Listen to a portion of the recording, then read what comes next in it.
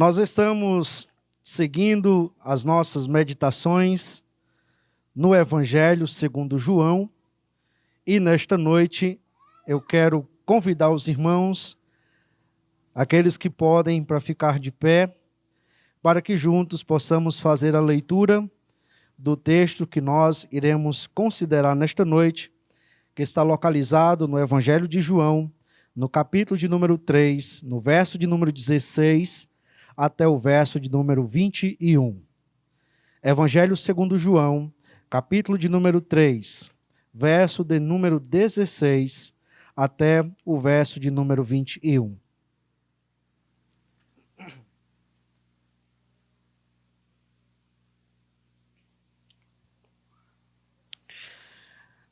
Porque Deus amou o mundo de tal maneira que deu o seu Filho unigênito, para que todo o que nele crê não pereça, mas tenha a vida eterna.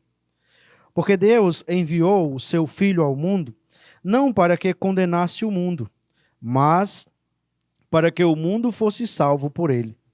Quem nele crê não é condenado, mas o que não crê já está condenado, porque não crê no nome do Filho do unigênito de Deus. A condenação é esta: a luz veio ao mundo, mas os homens amaram mais as trevas do que a luz, porque as suas obras eram más. Pois todo aquele que pratica o mal detesta a luz e não se aproxima da luz, para que as suas obras não sejam reprovadas. Quem pratica a verdade se aproxima da luz, para que as suas obras sejam manifestas, porque são manifestas em Deus. Amém. Vamos orar. Pai, em nome de Jesus, nós nos entregamos em tuas mãos. O Senhor sabe que nós não podemos fazer nada sem o Senhor. O Senhor sabe que nós não temos a capacidade por nós mesmos de considerar a tua palavra como digna de aceitação. Por isso nós te pedimos que o Senhor venha sobre nós, derrame o teu Espírito Santo, para que nós, ó Deus, iluminados por ele, possamos enxergar a tua palavra, possamos ter os ouvidos atentos à tua voz e possamos ter corações prontos para o recebimento da tua palavra. Nós pedimos que o Senhor, com a tua graça, nos dê a capacidade de considerar e de praticar a tua palavra. E por isso nós oramos, em nome de Jesus. Amém. Podeis sentar, irmãos.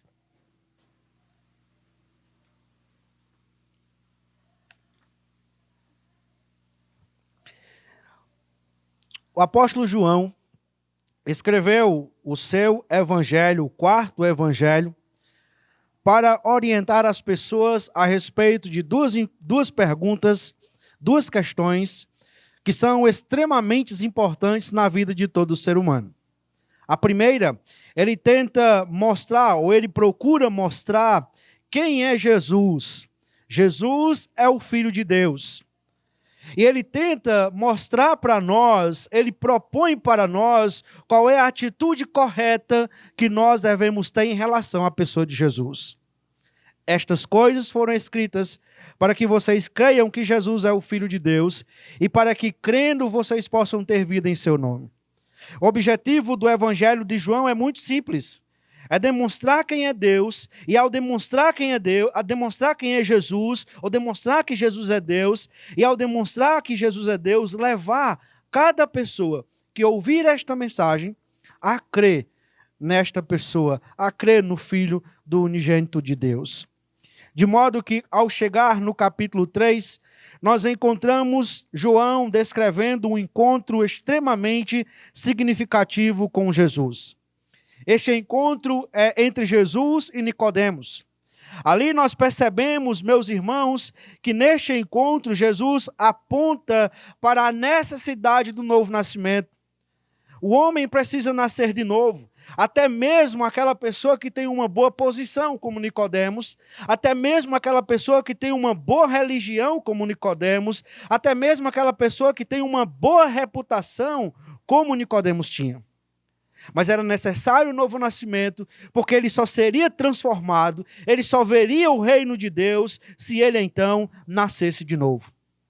Vimos que este novo nascimento, ele é uma obra exclusivamente de Deus. É Deus quem realiza este novo nascimento. Ele é livre para realizar esta obra redentora, esta obra de regeneração na vida do homem. E vimos, meus irmãos, de que este novo nascimento é possível, só é possível mediante uma fé exclusiva em Jesus. Sem crer em Jesus, é impossível que uma pessoa nasça de novo. E sem crer em Jesus, é impossível que uma pessoa nasça de novo e é impossível que ela possa entrar no reino de Deus. Porque para entrar no reino de Deus é necessário a pessoa nascer de novo, e este novo nascimento vem por meio da fé. O texto que nós lemos esta noite, que corresponde do verso 16 ao verso número 21, fala sobre aquilo que seria a conclusão deste encontro entre Jesus e Nicodemos. Jesus então termina no verso de número 15, dizendo que todo o que nele crê tenha a vida eterna. Então ele faz como que uma conclusão da sua fala. Nicodemos já não menciona mais nada, já não fala mais nada, mas Jesus conclui esse diálogo agora aqui com estes versos. E eu queria então destacar, à luz desse texto, 3 aspectos que nós podemos perceber, que poderia também ser 3 temas que nós poderíamos retirar aqui deste texto que nós lemos do verso de número 16 até o verso de número 21. O primeiro deles, meus irmãos, é o grande amor de Deus revelado em Jesus. O texto começa a falar, e aqui nós temos João 3,16, que é um dos textos mais conhecidos da Bíblia. Talvez todos os que estão aqui, que sejam crentes em Cristo Jesus, sabem dizer João 3,16, e se não sabem dizer, deveriam saber dizer João 3,16. Porque aqui nós temos aquilo que nós chamamos um pequeno evangelho. Aqui nós temos o evangelho de forma vívida, que revela, que demonstra o amor grandioso de Deus, ou o amor extraordinário de Deus. Um amor que não é tido apenas com palavra, mas um amor que é tido com atitude. Esse grande amor de Deus, ele tem uma origem. Diz o texto que Deus amou. E note, meus irmãos, que a origem desse amor, a origem desse grande amor, desse extraordinário amor, é Deus. Agora, Deus decidiu amar de forma livre. Deus não foi coagido a amar, Deus não foi obrigado a amar, Deus não olhou para você e olhou para mim e disse, olha, ninguém dá nada por ele, mas ele vai ser um servo útil na minha casa, então eu vou amar ele. Porque assim eu posso não desperdiçar o meu amor. O amor de Deus é livre. Quando Ele decidiu me amar, quando Ele decidiu te amar, você era um pecador, eu era um pecador, nós estávamos mortos nos nossos delitos e pecados, nós éramos fracos, nós éramos pecadores, nós éramos inimigos de Deus, de acordo com Romanos capítulo 5. Mas Deus prova o seu amor para conosco pelo fato de ter Cristo Jesus morrido por nós, sendo nós ainda pecadores. De modo que esse amor que tem origem em Deus é um amor que é livre, mas é um amor que é também de um ser pessoal. Porque somente uma pessoa pode amar. E aqui nós encontramos Deus direcionando este amor para pessoas, Deus se relacionando com pessoas para que pudessem provar do seu amor. Observe, meus irmãos, que este amor, ele é grande em sua extensão, porque diz que ele amou o mundo. E a ideia de mundo aqui é que ele amou a humanidade perdida, caída, de que ele amou o mundo que está indigno por causa do pecado, de que ele amou o mundo que está em rebeldia contra ele por causa do pecado. Mas Deus então decide amar de forma livre, de forma graciosa. Mas note que além da sua origem, da extensidade, nós temos da extensão, nós temos a intensidade. Ele amou de tal maneira que deu o seu Filho unigênito. A expressão de tal maneira aponta para algo que é intensa, para algo que não é ordinário, para algo que não é comum. É como se fosse uma medida extra desse amor. Então, o amor intenso é um amor que vai ao mais profundo, é um amor que abarca todas as coisas. É interessante notar que este amor que é grande em sua intensidade, é um amor também que é grande e é provado de modo sacrificial. Ele amou o mundo de tal maneira que deu o seu Filho unigênito. Deus não é aquele tipo de pessoa que ama de palavras. Deus não é aquele tipo de pessoa que ama apenas com o sentimento, aquela concepção que nós temos de forma comum na sociedade. A jovem conhece um rapaz e então ela se enamora, se apaixona e ela começa a amar desesperadamente e ela passou a sua vida todinha vivendo sem ele, mas quando conhece, eu não consigo mais viver sem ele. Esse não é o tipo de amor que Deus está dizendo aqui. Esse não é o tipo de amor com o qual Deus nos ama. O amor de Deus envolve palavras? Envolve sim.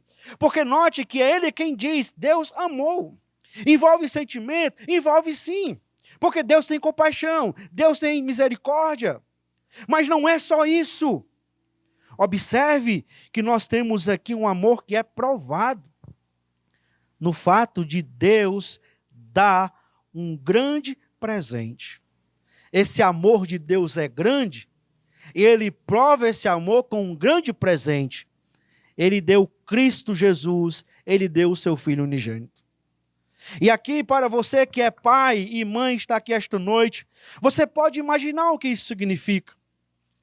O que é você dar um filho para salvar alguém, mas sendo que este alguém é o teu inimigo. É aquela pessoa que todos os dias atenta contra você.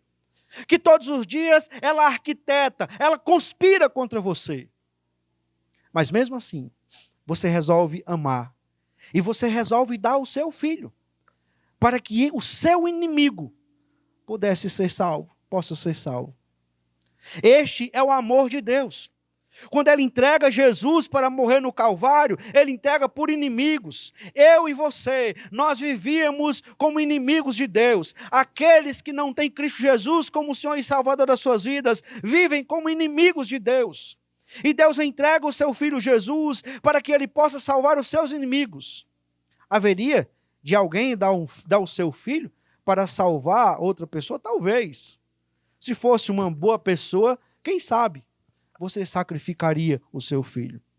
Se fosse uma pessoa que você gostasse, que você amasse, e que esse amor fosse correspondido, quem sabe? Mas a grandeza desse amor de Deus é porque Ele amou pessoas que hostilizavam a Ele. Ele amou pessoas que viviam na contramão da sua vontade. Ele amou pessoas que eram inimigas dele. Mas Ele não poupou esforços para demonstrar este amor ao entregar o seu próprio filho. Este grande amor vem de uma grande origem que é Deus, que é grande em sua extensão, que é grande em sua intensidade. É também um grande amor que produz um grande livramento. Diz o texto que Deus amou o mundo de tal maneira que deu o seu Filho unigênito para que todo aquele que nele crê não pereça. Então nós temos aqui, e o texto continua, mas tenha a vida eterna. Perecer está em contraste aqui com vida eterna. Está em paralelo com vida eterna. Então esse perecimento aqui é um perecimento eterno. O grande livramento que Deus dá aqui para o homem é dele perecer eternamente. É dele ser condenado eternamente, dele passar a sua eternidade no inferno. Aonde o verme não morre, aonde não tem sossego, aonde há choro e ranger de dentes. O grande livramento de Deus na vida do homem não é o fato dele ser livre de um bandido, de um acidente, dele ser livre de uma doença cancerígena, mas o grande livramento de Deus na vida do homem é Ele guardando, protegendo, livrando este homem de uma eternidade longe de Deus, de uma eternidade no inferno, separado de Deus, no sofrimento eterno. Por isso que este grande amor produz um grande livramento. Note que este grande amor que produz um grande livramento é um grande amor que nos conduz à vida eterna. Diz o texto, para que não pereça, mas tenha a vida eterna. O objetivo de Deus, ao dar Cristo Jesus para provar o seu amor por mim e por você, é para que nós pudéssemos ter a vida eterna. É para que nós pudéssemos hoje estar reunidos aqui na certeza de que não importa o que vai acontecer amanhã, não importa o que amanhã nos reserva, mas que amanhã nós estaremos com o Senhor. De que amanhã, independentemente do que ocorra, estando nós aqui ou não, nós estaremos descansando com o Senhor na eternidade. A grande proposta, o grande convite de Deus é para que você então receba esse amor, é para que você então prove desse amor, é para que você então tome parte desse amor, e assim você seja conduzido, assim você receba a vida eterna. Agora observe que para desfrutar desse grande amor, é preciso que você creia. Diz o texto que ele deu o seu Filho unigênito para que todo aquele que nele crê. É necessário fé. Não é possível você desfrutar desse grande amor, não é possível você desfrutar do grande presente de Deus que é Jesus Cristo, sem você crer em Jesus Cristo. E crer envolve uma decisão sua. Você precisa crer em Jesus. Você precisa então colocar sua fé em Jesus. E certamente você pode dizer, eu creio, pastor. Na verdade, eu creio e eu tenho até uma devoção com Jesus. Mas não é esse tipo de fé que eu estou falando. É uma fé que muda a sua vida. É uma crença que chega na sua vida e então ela muda toda a sua vida, todo o seu estilo de vida. Deixa eu ilustrar isso com a seguinte ideia. Você vai no médico, ou talvez você mesmo chegue em casa, olha no espelho, aí você percebe, rapaz, eu estou um pouco gordo. Eu preciso emagrecer. E então você vai e procura aquela pessoa que é responsável pela comida, nutricionista. Então ela vai lá e passa um cardápio para você só de coisas saudáveis. E cara, né? Você se alimenta saudavelmente, mas adoece do coração pelo preço, né? E cara, mas você não discute com ela. Você não discute com o profissional. Isso é muito caro. Aí ele aconselha que você faça o exercício. Aí então você vai fazer o exercício. Você procura uma academia. Ou talvez, como algumas pessoas, né, mas você compra uma bicicleta e vai pedalar. E aí, você trabalha o dia todo. E você está com o seu propósito de emagrecer. E aí você começa a pensar, ou eu faço o exercício, ou eu pedalo antes de ir para o trabalho, ou eu pedalo depois que eu chegar do trabalho. Se eu pedalar depois que eu chegar do trabalho, eu chego cansado. Então a pedalagem vai ser mais cansada. Se eu for pedalar antes do trabalho, eu vou ter que me acordar mais cedo, eu vou ter que diminuir meu sono. Mas você vai de qualquer jeito. Por quê? Porque você está crendo numa coisa, eu preciso emagrecer. E essa crença faz você mudar o seu estilo de vida. E essa crença faz você mudar suas decisões. De modo que quando chega lá e você gosta de tomar aquele cafezinho com açúcar gostoso, né? E você sente o docinho, aí você já rejeita. Você gosta de tomar aquele chá e você não coloca açúcar, você não toma refrigerante, você não toma aquela coxinha assim de que quando você termina, chega os seus lábios ficam brilhando, você não come aquilo dali, porque não vai dar certo. Porque você crê que você quer emagrecer, você colocou isso como meta, você crê que você precisa fazer isso, e isso muda a sua vida. Com Jesus também é do mesmo jeito.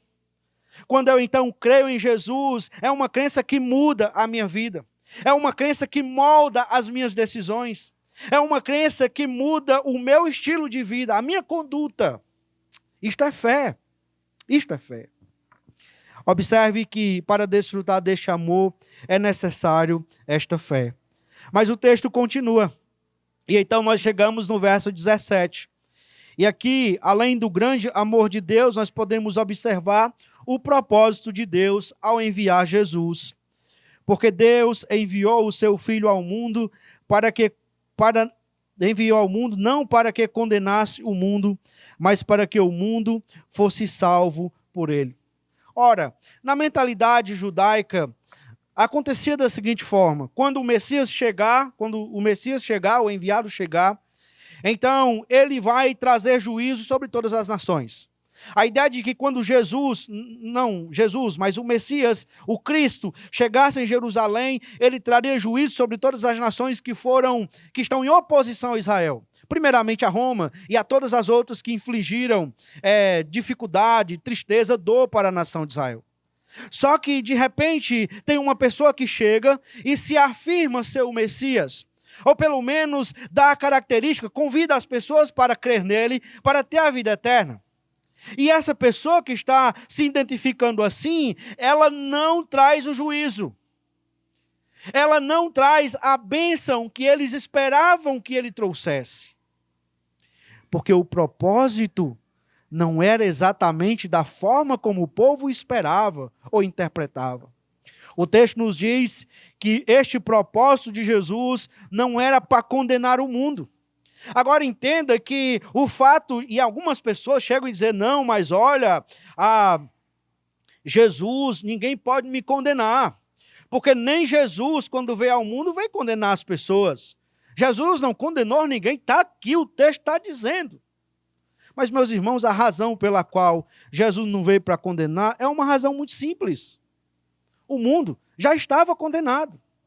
O mundo já estava sob o jugo do pecado. O mundo não precisava mais de alguém que chegasse assim, olha, vocês estão condenados agora. Mas o ponto aqui do verso não é nem esse. Porque a questão não é se há julgamento ou não, se Jesus veio ou não, porque a partir do verso 18 nós vamos ver que ele está julgando, ele dá critérios para isso. Mas o ponto aqui é chamar a nossa atenção para o fato de que Jesus ele veio trazer uma proposta de paz. Ele veio trazer as boas novas para o mundo perdido. Ele veio trazer uma proposta de paz para aqueles que são inimigos de Deus.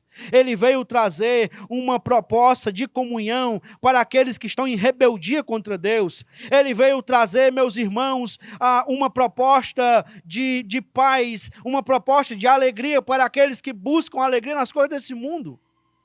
Ele veio para anunciar uma salvação que já havia sido prometida desde o Antigo Testamento. Mas observe que isso não significa que não haverá um julgamento, pois é o próprio Jesus quem diz em João capítulo 12, verso 47 e 48, que se alguém ouve as minhas palavras e não lhes obedece, eu não o julgo, pois não vim para julgar o mundo, mas para salvá-lo. Há um juiz para quem me rejeita e não aceita as minhas palavras, a própria palavra que proferi o condenará no último dia. De modo, meus irmãos, que Jesus ele vem para trazer a oportunidade de reconciliação. Jesus vem para mostrar o caminho do perdão. Jesus vem para trazer aos homens a salvação. Agora, para isto é necessário que o homem decida crer em Jesus como o Senhor e Salvador da sua vida. Além do grande amor de Deus, além do propósito de Deus ao enviar Jesus, nós percebemos também o julgamento de Deus sobre os que rejeitam a pessoa de Jesus.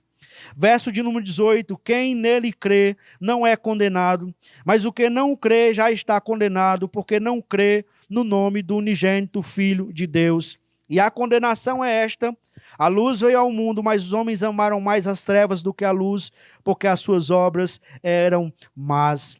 O julgamento de Deus é sobre aqueles que não creem no Filho de Deus. É sobre aqueles que não consideram o Filho de Deus como o único Senhor e Salvador de suas vidas. O julgamento de Deus é sobre aqueles que rejeitam o Filho de Deus. É sobre aqueles que não se voltam para Ele, que não se arrependem. É sobre aqueles que amam mais as trevas, diz o texto no verso de número 19. Os homens amaram mais as trevas do que a luz. Ora, salvação envolve afeição. Você pode crer de forma absoluta, você pode crer não, você pode entender de forma absoluta. Você que está aqui esta noite, você pode sair daqui consciente de uma coisa. Para mim ser salvo, eu preciso de Cristo Jesus, eu preciso crer em Jesus. E se eu não crer em Jesus, está lá, o texto lá, o pastor disse, está lá. Eu não sei onde é, mas está lá. Se eu não crer em Jesus, eu estou condenado. Você pode sair daqui consciente disso. Mas ser consciente disso não implica necessariamente que você está salvo. Porque salvação envolve afeição. Salvação envolve você amar mais. Quando nós cremos em Cristo Jesus, o nosso maior amor agora passa a ser Jesus. Eu continuo lidando com vários amores. Eu amo a minha esposa, eu amo a minha filha, eu amo os irmãos, eu amo a minha mãe, eu amo meu pai. Mas o meu maior amor precisa ser Jesus. Eu amo o meu trabalho. Mas se o meu trabalho ele chegar ao ponto de atrapalhar a minha vida com Jesus, então eu amo mais Jesus e por amar mais Jesus eu deixo o meu trabalho. Porque o amor maior da minha vida é Jesus. Isto para todas as áreas. Observe que as pessoas, elas não chegam, elas não vão até Jesus, elas não creem em Jesus, não é porque elas não entendem as implicações disso, mas é porque eles amam mais as trevas do que a luz, porque as suas obras são más. O texto diz, pois todo aquele que pratica o mal detesta a luz e não se aproxima da luz, para que as suas obras não sejam reprovadas. Então, o julgamento de Deus é sobre aqueles que não creem em Jesus, que rejeitam Jesus, aqueles que amam mais as trevas, e é sobre aqueles que não querem os seus pecados expostos a Jesus. Então, aqui eu sempre uso a ilustração de um espelho. E as mulheres aqui que podem me compreender talvez melhor do que os homens. Então, elas antes de sair, elas vão lá para o espelho.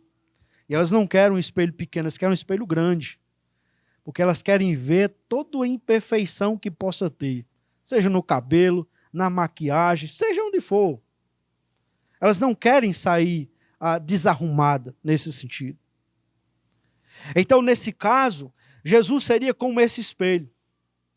Só que, contrário às mulheres, as pessoas não querem chegar diante do espelho, porque se chegar diante do espelho, elas vão perceber o seguinte: olha, tem um defeito aqui. Olha, tem outro defeito aqui. Olha, no final das contas, a minha roupa, eu estou sujo.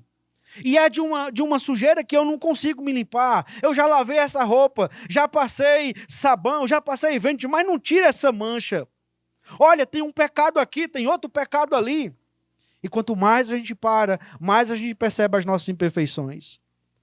E você sabe que nenhum de nós gostamos de que das nossas imperfeições esteja à vista.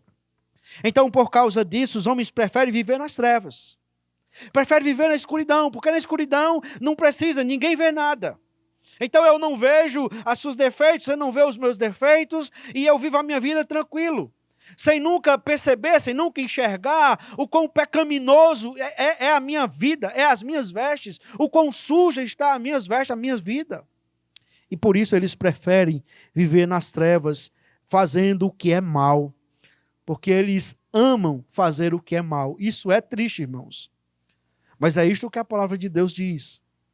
Eles amam viver praticando a maldade. Eles amam mais as trevas do que a luz.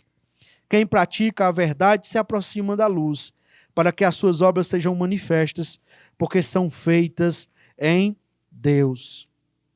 O julgamento é sobre aqueles que não querem viver de acordo com a verdade de Deus. E aqui nós temos um grande desafio, porque de fato, meus irmãos e amigos, uma vida com Cristo implica em nós vivermos de acordo com a verdade de Deus. Mas viver de acordo com a verdade de Deus não é simples, não é fácil. Então as pessoas muitas vezes preferem continuar no seu estilo de vida, no seu modelo de vida, para que então não tenham que lidar com as dificuldades que seguir Jesus impõe para as suas vidas.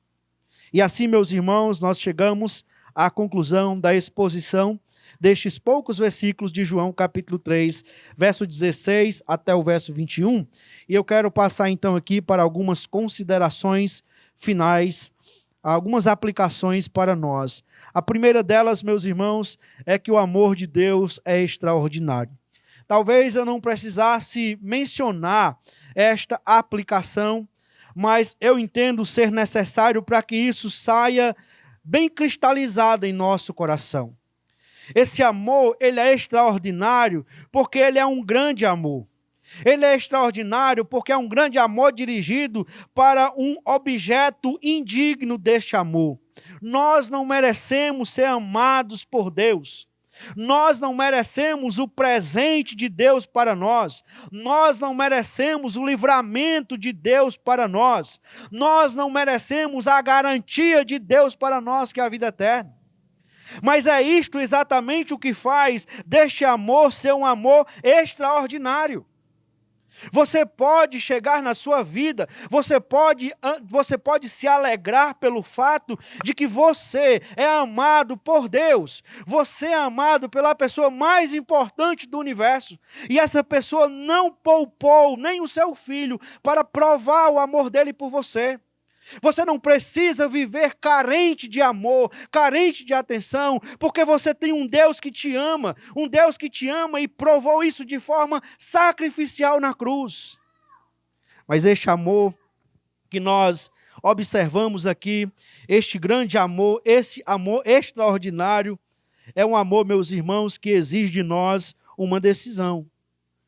Diante deste tão grande amor, nós não temos condições de ficar neutro.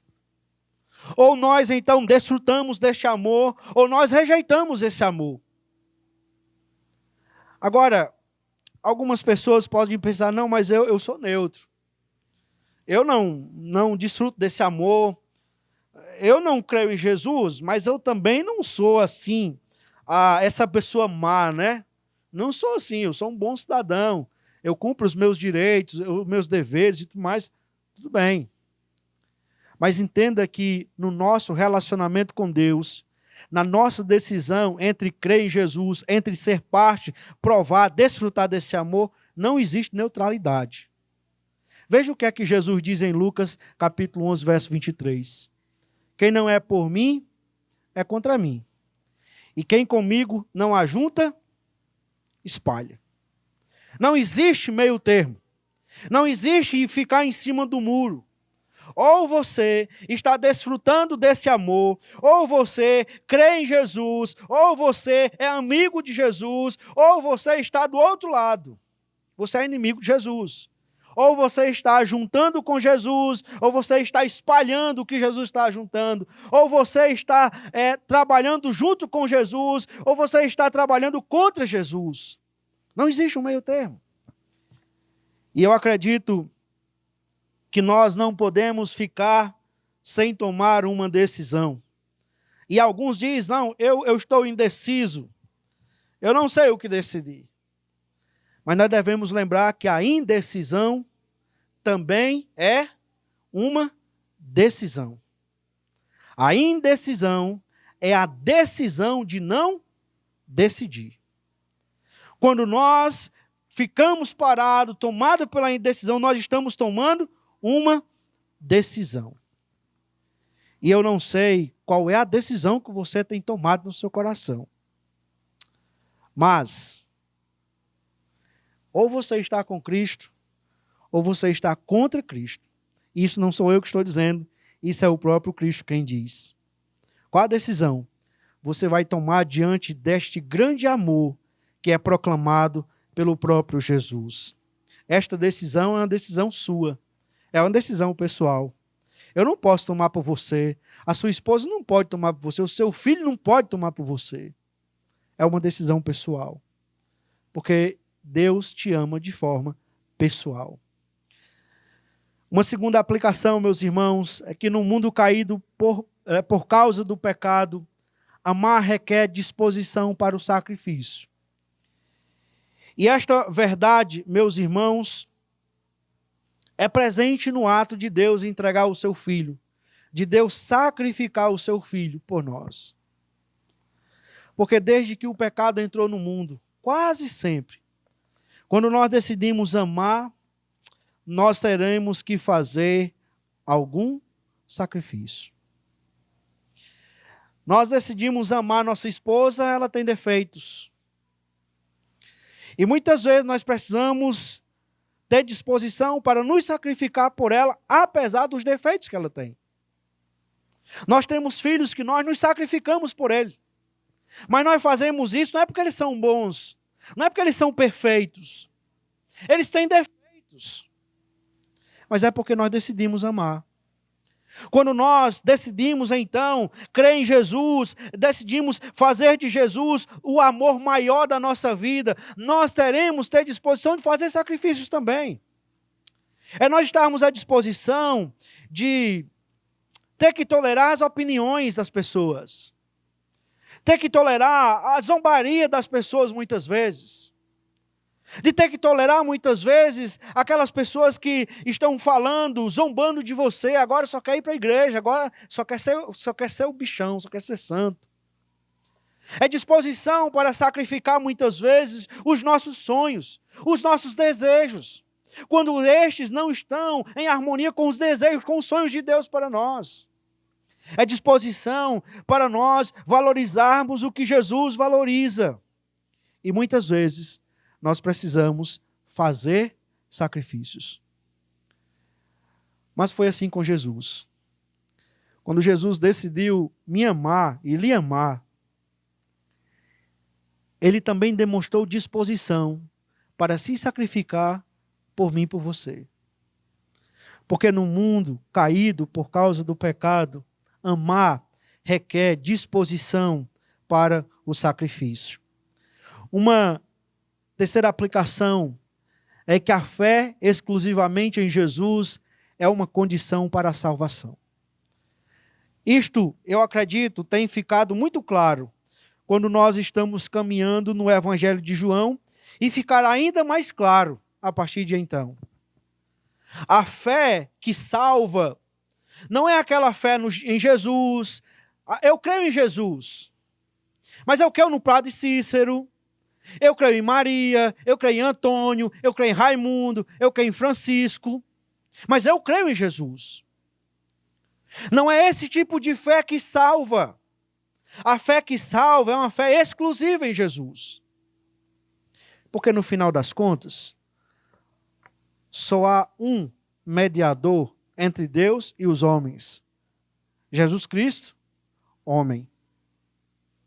É Jesus quem diz que eu sou o caminho, a verdade e a vida. Ninguém vem ao Pai se não for por mim.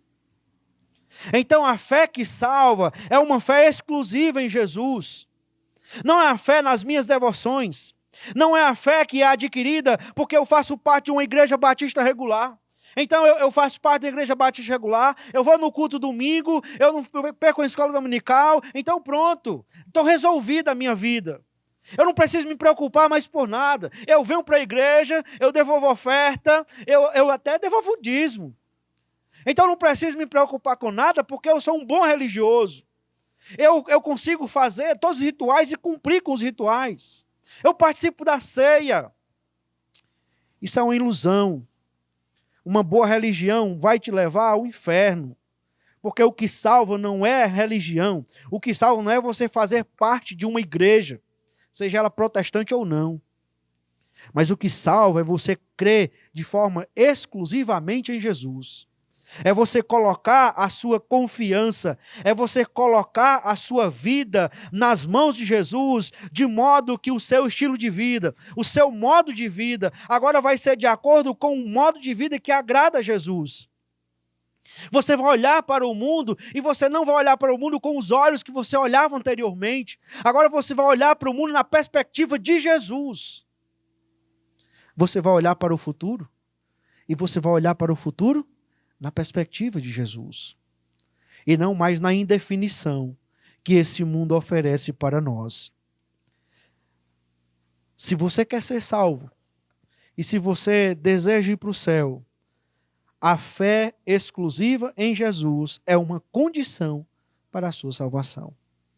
Uma última aplicação é que a rejeição a Jesus e ao extraordinário amor de Deus inevitavelmente nos conduz ao juízo eterno. Se você não aceita, você não recebe o amor de Deus manifestado em Jesus, se você não crê de modo exclusivo em Jesus para a tua salvação, então naturalmente você está rejeitando a pessoa de Jesus. E inevitavelmente a sua rejeição lhe conduzirá ao juízo eterno. Você pode até conhecer muito sobre Jesus. Você pode até saber da vida de Jesus, de trás para frente, de frente para trás. Você pode saber. Mas, se você, no seu coração, não tem um amor maior por Jesus, então você está vivendo na contramão de Jesus. Você está vivendo no outro caminho. Você deve ter ouvido a expressão: todos os caminhos levam a Deus. Mas isso é uma mentira produzida no quinto dos infernos. Porque só tem um caminho que leva a Deus e é Jesus. E rejeitar Jesus é andar por um outro caminho. E esse outro caminho, a gente sabe onde ele vai dar. Ele vai terminar no inferno, numa perdição eterna. Então, você que não tem a Cristo Jesus ainda, você entregue a sua vida a Cristo Jesus. Creia em Jesus como o único e suficiente Salvador da sua vida. Porque sem Jesus, não é que não dê para viver neste mundo, mas sem Jesus a sua eternidade será no inferno. Porque aqueles que não creem em Jesus já estão condenados, porque não creram no nome do unigênito Filho de Deus. O que Deus está fazendo nesta noite, mais uma vez, é abrindo seus olhos, é lançando para você uma proposta de reconciliação, é chamando você para desfrutar desse grande amor. E você, nesta noite, vai sair daqui com uma decisão tomada na sua vida, no seu coração. Eu não sei qual é a decisão, mas a minha oração é que a sua decisão seja entregar a sua vida a Cristo, amando mais a Cristo, devotando mais a sua vida a Cristo.